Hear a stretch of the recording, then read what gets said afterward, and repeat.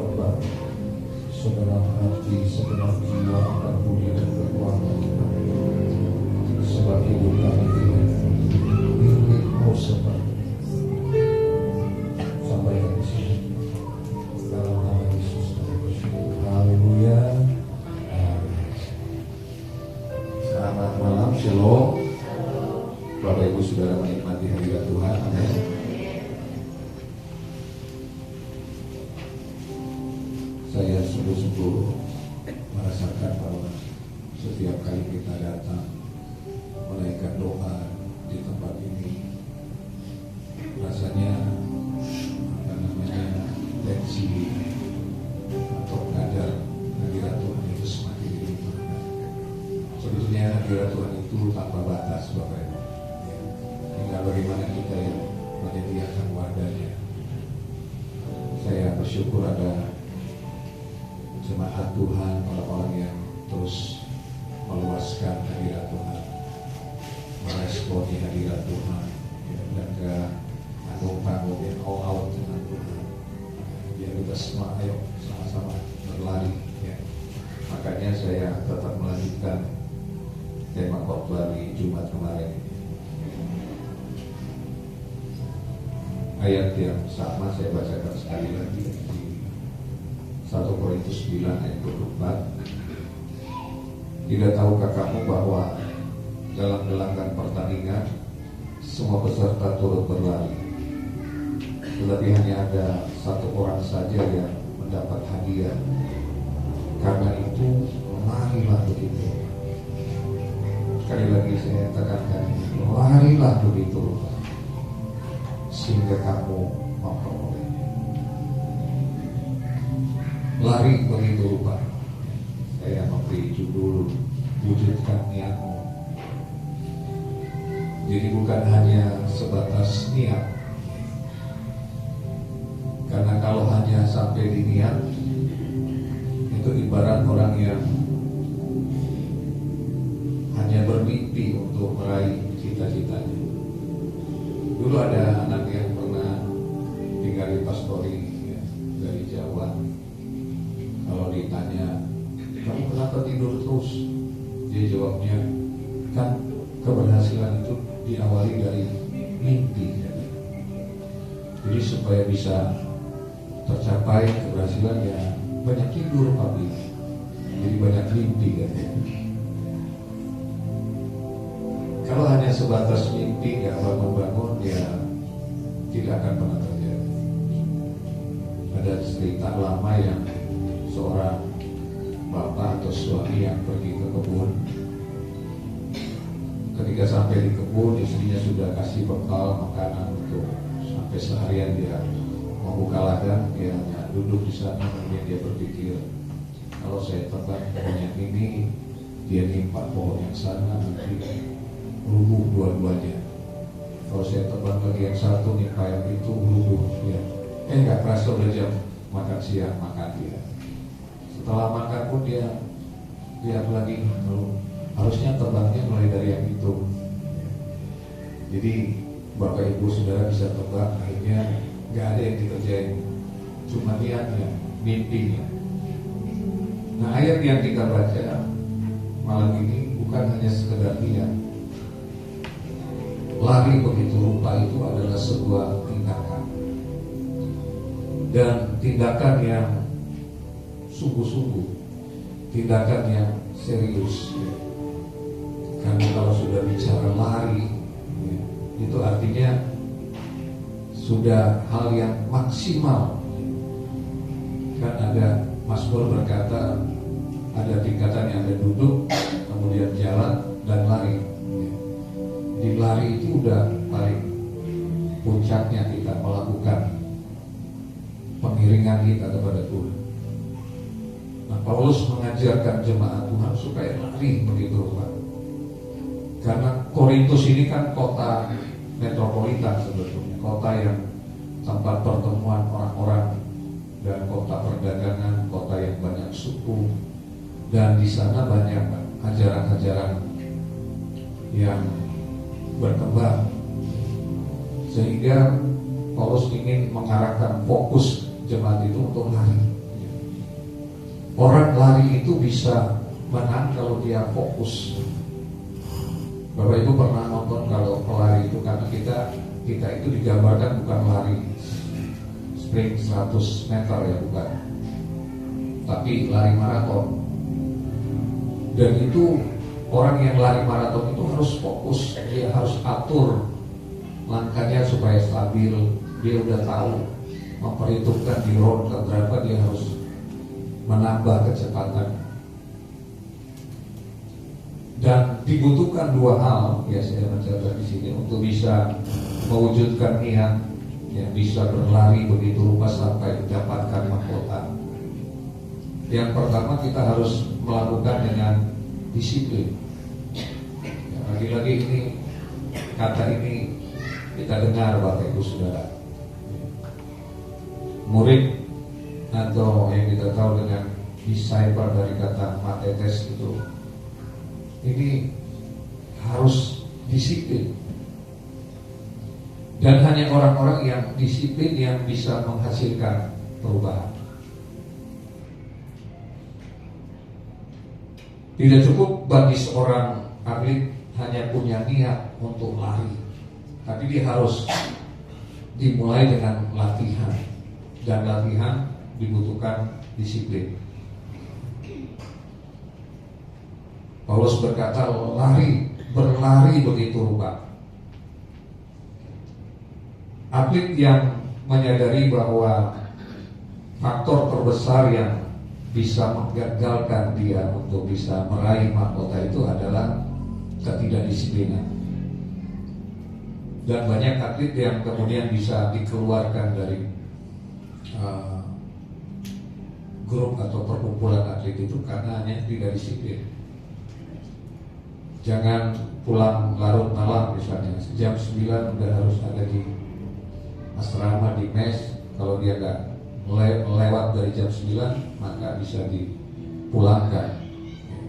Dianggap tidak disiplin, karena faktor disiplin ini yang menentukan keberhasilan dari atlet. Bahkan di ayat 25a dikatakan begini, 1 Korintus 9 ayat 25a, tiap-tiap orang yang turut mengambil bagian dalam pertandingan menguasai dirinya dalam segala hal.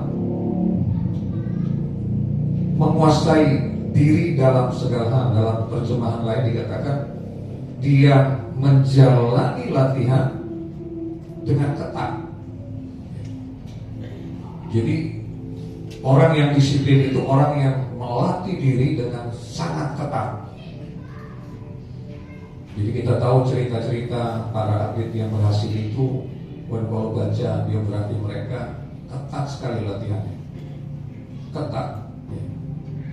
Dan ini Paulus gambarkan bahwa kalau mau meraih mahkota maka latihannya harus ketat.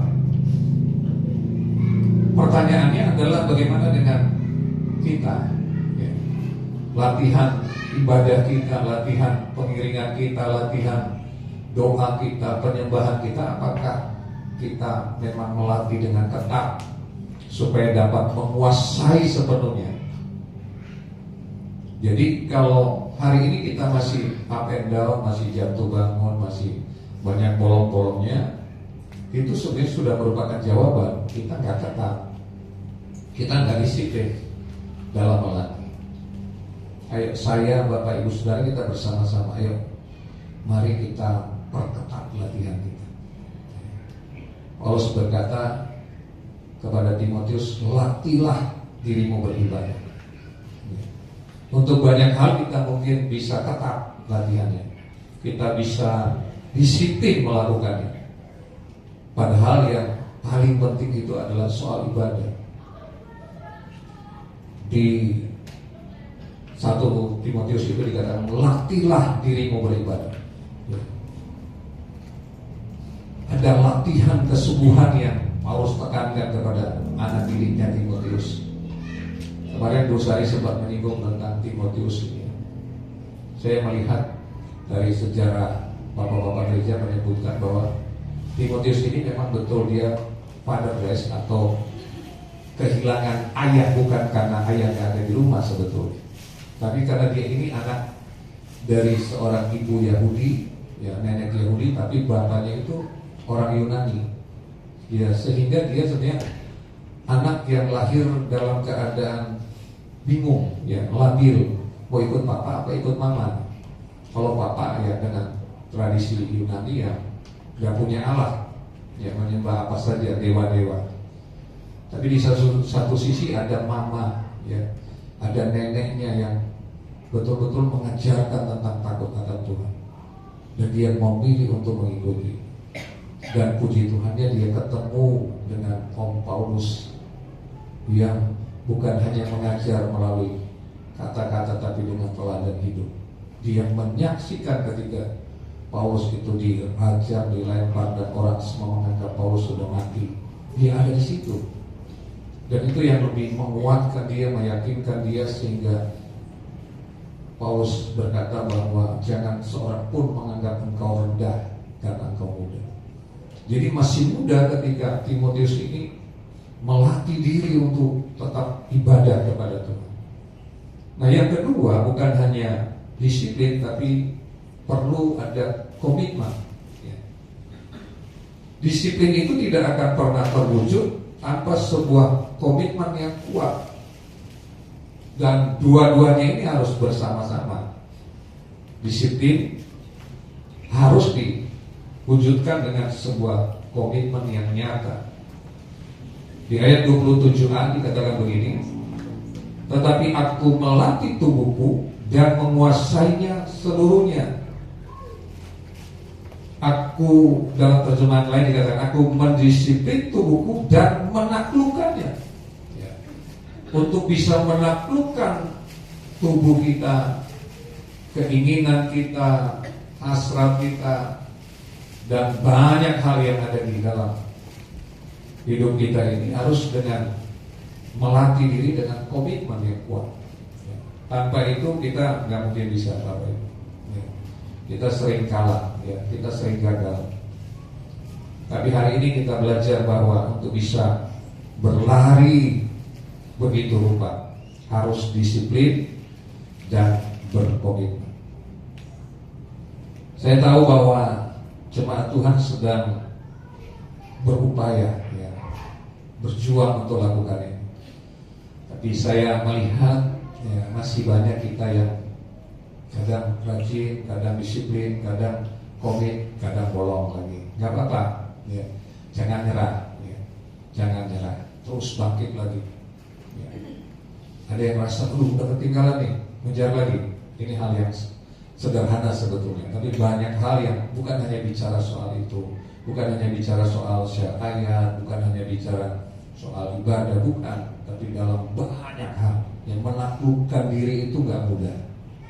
Tapi mari kita lakukan dengan disiplin dan penuh komitmen. Ya. Saya percaya waktu kita melakukan dua hal ini, maka kita akan sungguh-sungguh bisa berlari begitu rupa. Ya. Ini selalu disebutkan adalah zaman percepatan. Ya.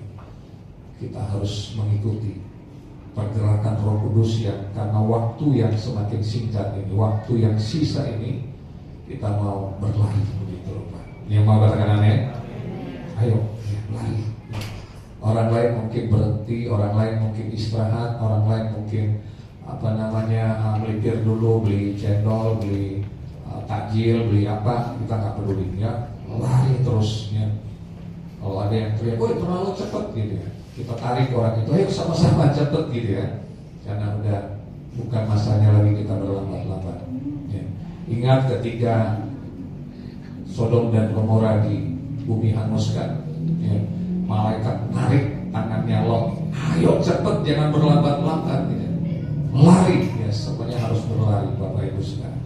Semua mau berlari, amin, amin ya. Kita mau sama-sama, ya, di gereja ini kita mau sama-sama berlari untuk sesuatu yang abadi. Orang mau berlari, bersusah, disiplin, komitmen untuk mahkota yang fana. Tadi kita tahu bahwa ada mahkota yang kekal yang Tuhan sediakan. Maka lari kita adalah lari yang dikehendaki oleh Tuhan, berlari dalam panggilan Tuhan. Tuhan Yesus memberkati kita. Kita akan masuk dalam doa pengurapan malam hari ini.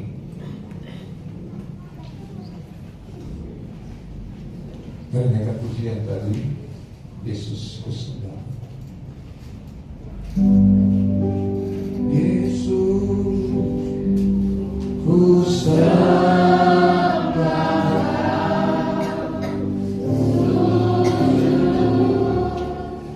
di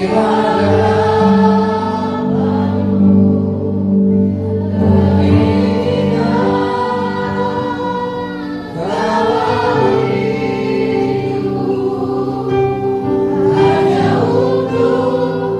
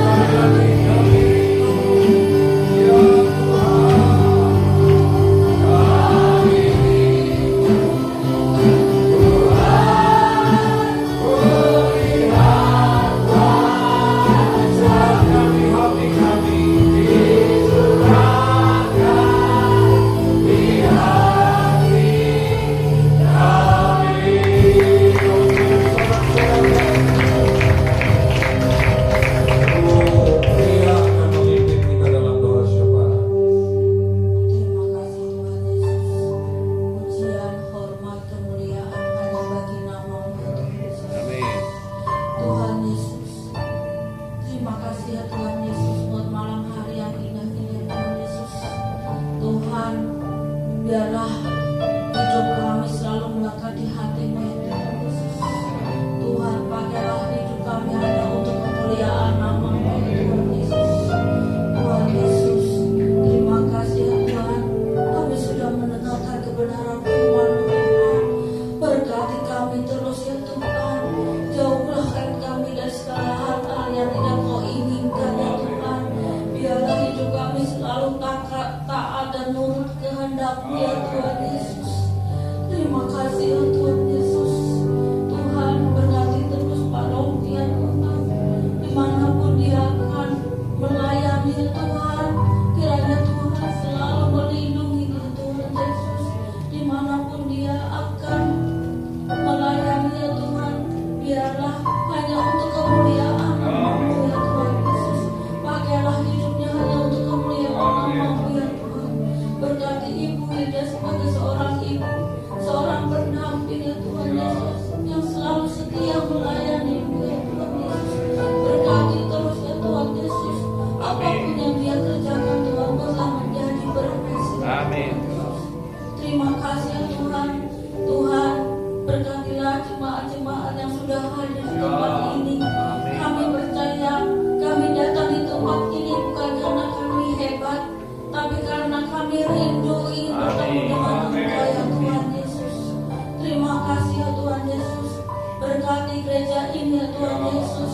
Tuhan, kami percaya Tuhan Yesus, gereja ini hanyalah wadah untuk orang-orang di tempat ini untuk rindu ya Tuhan Yesus. Tuhan, kami kepingin merindukan gereja yang permanen ya Tuhan. Kiranya Tuhan kirimkan para donatur-donatur Tuhan di tempat ini ya Tuhan, agar tergerak hatinya Tuhan untuk memberikan gereja ini ya Tuhan Yesus. Tolonglah kami ya Tuhan, kerinduan kami ya Tuhan, ingin memiliki tempat ibadah yang permanen ya Tuhan Yesus. Terima kasih ya Tuhan, terima kasih Tuhan. Tuhan, kami juga berdoa buat sekolahan House of Winner. Berkati terus sekolahan House of Winner Tuhan. Kirimkanlah murid-murid di tempat ini ya Tuhan, untuk rindu untuk sekolah di tempat ini ya Tuhan. Berkati kami juga para mentor-mentor di tempat ini ya Tuhan. Berikan kami hikmat Tuhan. Amin. Berikan kami kesabaran Tuhan di dalam mendidik dan merawat anak-anak kami di tempat ini ya Tuhan. Tuhan, kami juga berdoa buat anak-anak kami yang spesial atau khusus ya Tuhan di tempat ini ya Tuhan.